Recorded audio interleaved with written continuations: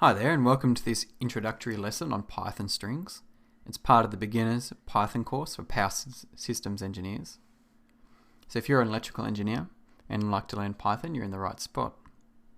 So today we're going to learn about strings and what they are, a time-saving tip for comparing two strings together, and we're going to talk about how strings are used within P2C. So a string starts and ends with these double quotation marks. So here I've typed in Kogan Creek, which is the largest single generating unit in Australia. And I've just typed in a series of characters or letters within these double quotation marks. I could have used the single ones, and the outcome was about the same. Now let's store this into a variable.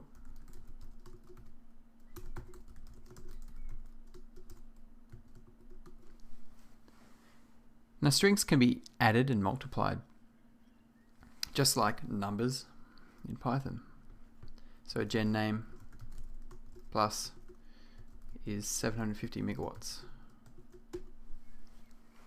So we can see here I've added Kogan Creek plus space is 750 megawatts. I had to put in the space myself. If I didn't,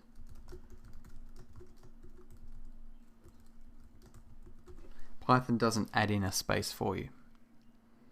Now adding strings like this is pretty handy if you're going to build up report output or something like that, like a dynamic little sentence that you can print to the screen for a user.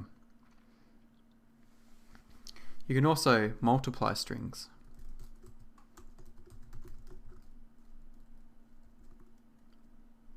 Just like that.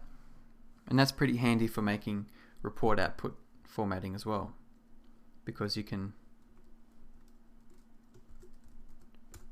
imagine that might be an underline or something like that underneath the heading. Now what hasn't happened in these examples is gen name hasn't changed. It's still the same string that I typed in at the start. So adding and multiplying the gen name hasn't actually changed the value of it. And that's important to note. In Python you can't change the value of a string once you've created it.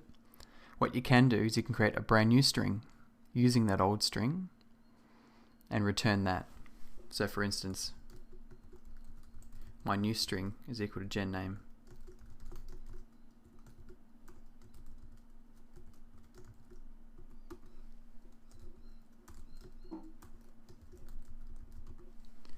So here I've created a brand new string. Kogan Creek is 750 megawatts, but gen name remains unchanged. Now for that time-saving tip. Say you've asked your user, is Kogan Creek the largest single generating unit in Australia? And ask them Y or N, yes or no. This is how that might look in code. I'm going to use the raw input function, where you input a string, which is a prompt, and it asks a question. And the user is able to type in their answer or their response to that question, and that answer is stored in the answer variable at the end. So Kogan Creek is largest single gen in Oz. Y or N.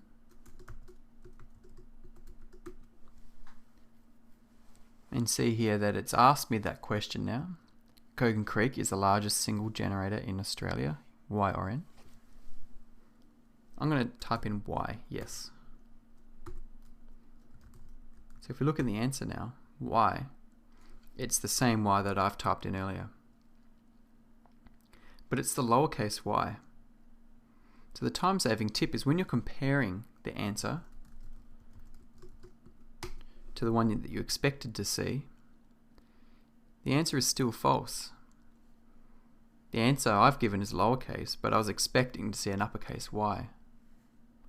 What you need to do is just convert it to an uppercase before you do the conversion. That way it doesn't matter if they type lower or uppercase y, you can still make the comparison. all strings have this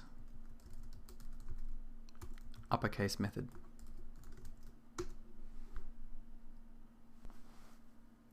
Now if you're following along and want to practice this for yourself, try out this next example. I won't give the answer here, but if you try it out and send me the file that you wrote, I'll give you some feedback. Write a small program that we talked about during the lesson. You're going to ask the user, is Kogan Creek the largest generator in Australia? Yes or no? You'll compare the result to a Y character, and if the user guessed correctly, print, yes, it is the largest. Otherwise, point out the mistake and print, sorry, it is the largest.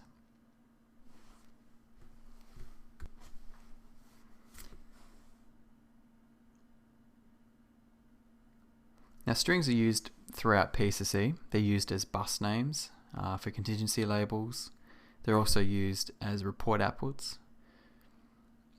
So in the next lesson we're going to go through using P/C. We're going to take a bus name and we're going to change it and we're going to save it back into P/C. Hope you can join me for that. If you've got any questions in the meantime, just feel free to shoot me an email.